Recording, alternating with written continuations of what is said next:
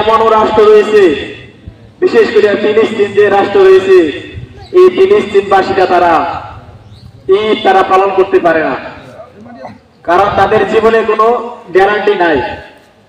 মুসলমানদের অত্যাচার করতেছেন, আজও অত্যাচার করতেছেন।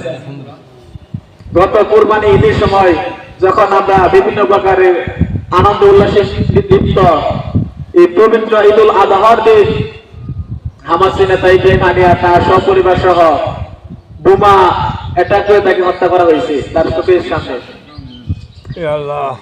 আমরা যে একটা মাস সিয়াম সাধনা করলাম পিছনের, কত সুন্দর ইফতারি করেছি আমরা, কত সুন্দর সেই দিকে হরেক রকমের খাবারের আইটেম ছিল।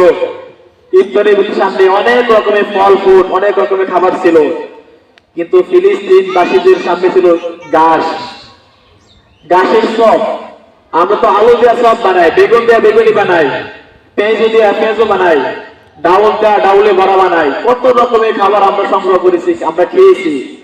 কিন্তু ফিলিস্তিনটা কি করছে, এই যে গরুতে ঘাস খায়, তারা এই ঘাস চাবায়া বা এই ঘাস কোন রকমের সিদ্ধ করে বড়া বানায় তারা ইফতার করছে।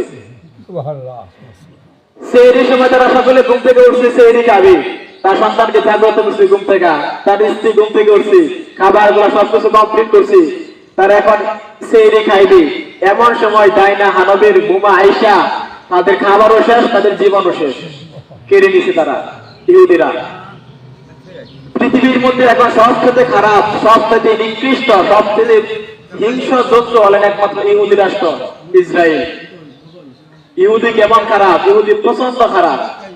তাদের কোনো ধর্ম নাই, কোনো বর্ণ নাই, কোনো কর্ম নাই, তাদের ভিতরে কোনো মানুষত্ব নাই। নিষ্পাপ একটা শিশু বাচ্চা মাত্র ভূমিষ্ঠ হয়েছে, এই বাচ্চাকে তারা হত্যা করে ফেলে, তাদের কোনো মায়া দয়া নাই। তো ওই যে ফিলিস্তিনবাসীদের উপর এত অত্যাচার রাজত্ব চলতেছে 70 বছর যাবত, কিন্তু তারা এই কষ্টের ভিতর, তারা যখন মসজিদুল আকসার মধ্যে নামাজ পড়তে যায়, তখন মসজিদের ভিতর বোমা পালায়। কত শত শত মুসলিম মসজিদে আকসার মধ্যে তারা নিহত হয়েছে, মারা গেছে। কিন্তু আমরা ঈদগাহ মাঠে কি সুন্দর নিরিবিলি পরিবেশ, পিছনে কোনো মৃত্যুর ভয় নাই, বিভিন্ন প্রকারের প্রতিকূলতা থেকে আমরা মুক্ত আছি। এজন্য আল্লাহর কাছে শুকরিয়া আদায় করব। তো আজকে আমাদের পবিত্র ঈদুল আজহার নামাজ, ঈদুল ফিতরের নামাজ।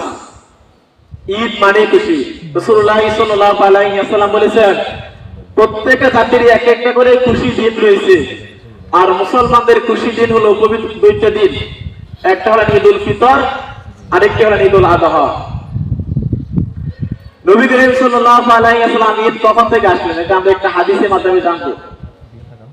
আমরা ছোট্ট একটা হাদিসের মাধ্যমে জানবো যে আমরা ঈদ পালন করি, এটা সূচনা কখন থেকে।